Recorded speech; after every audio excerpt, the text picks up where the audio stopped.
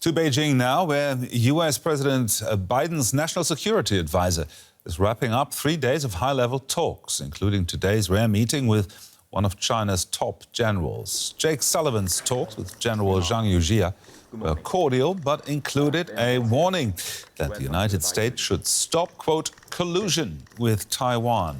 Sullivan stressed the importance of stability in the Taiwan strait, even as China is embroiled in separate security disputes with US allies Japan and the Philippines. Sullivan was the first US national security advisor to visit China in 8 years. DW's East Asia correspondent James Chater reports. China's top diplomat Wang Yi in talks with US National Security Advisor Jake Sullivan. It's the first trip of an American national security advisor to China since 2016. In recent years, these two officials have met several times in third countries, often to stem spiraling tensions between the two superpowers. But this is the first time they've met in Beijing. On the agenda, managing friction across a range of issues, including China's growing relationship with Moscow, as well as tensions with Washington's Asian partners, like Taiwan. President Biden has been very clear in his conversations with President Xi that he is committed to managing this important relationship responsibly. Hanging over the talks is the coming US election. Donald Trump has promised to double down on his tough stance toward Beijing from his last term in office, including raising tariffs on Chinese goods.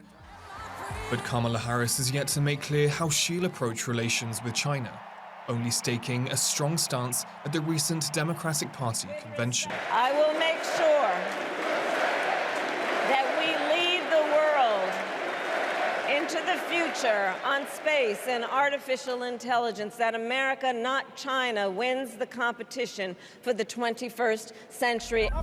But regardless of who wins November's election, a complex security picture awaits.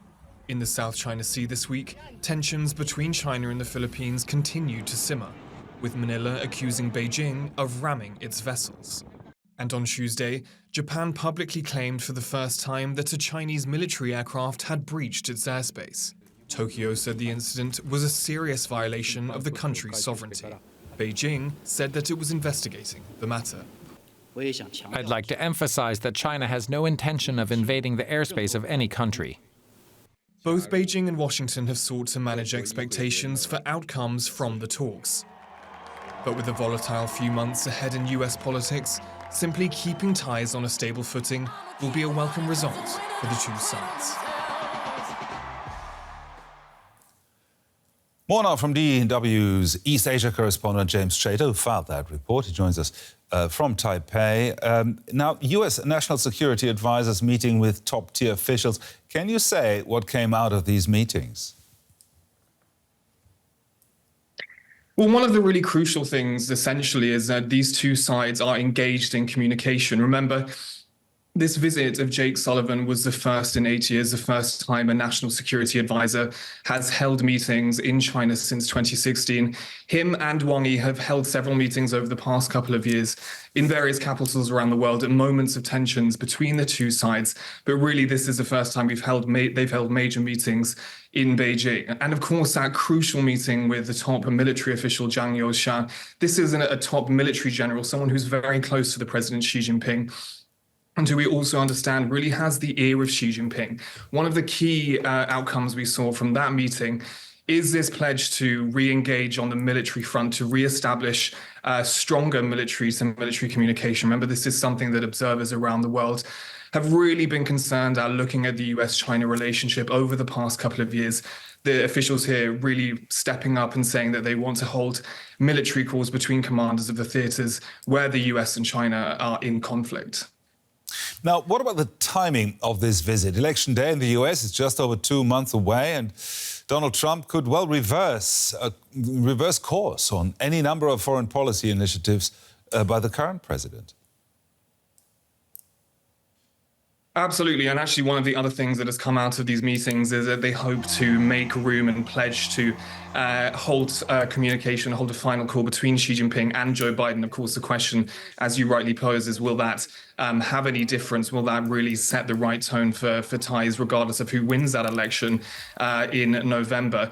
Trump, as I mentioned in that report, has said that he plans to double down on his approach to China, doubling down on that really very hawkish and historically hawkish stance towards China that he established in his first term in office, doubling down on tariffs on the Chinese goods coming into the United States. As it relates to Kamala Harris, we've really had less clarity really on what her plans exactly are and whether they'll differ from the president, Joe Biden, where, of course, she's been in office as a vice president over the past couple of years. The expectation that we understand now, if Kamala Harris is to take the White House, is that there will be a broad continuation of the policy outlined by President Biden over the past couple of years. For example, expanding ties with partners in the Indo-Pacific.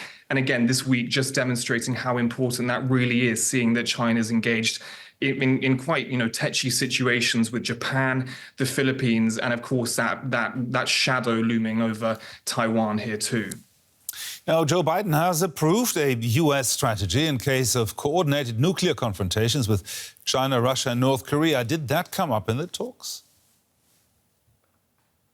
Yeah, this is a really important scoop, really, from the New York Times last week, which indicated that the U.S. President Biden has already signed off on a reorientation of the U.S. nuclear deterrent strategy. This is something that has been kept fairly under wraps, so it's not exactly clear whether the specifics of this plan were discussed in those meetings. But what this strategy really looks at is reorienting the U.S. nuclear strategy, the nuclear deterrent, which has historically really focused on the threat posed by Russia, to one which increasingly looks at the threat posed by Beijing. Of course, the motivating factor behind this is that China's nuclear arsenal is one of the fastest expanding in the world. The Pentagon estimated last year that China already has some 500 nuclear warheads, with the potential for some 1,500 to be operational by 2035. That's really the motivational factor. It has to be said, of course, that the United States and Russia already have far more nuclear warheads than that. But of course, the expansion and the acceleration of that nuclear arsenal is what's concerning them here. Crucially, again, beyond just that is the extent to which China could link up with other nuclear powers that are US adversaries around the world, namely Russia and North Korea, two countries which flaunt their nuclear arsenal and, of course, their opposition to the United States. The US, it has to be said, when asked about this, said that their policy wasn't targeted at any country in particular, but again, just a reiteration of the really complex security picture that officials are trying to deal with here. From Taipei, the DW's East Asia correspondent, James Chater. Thank you very much, James.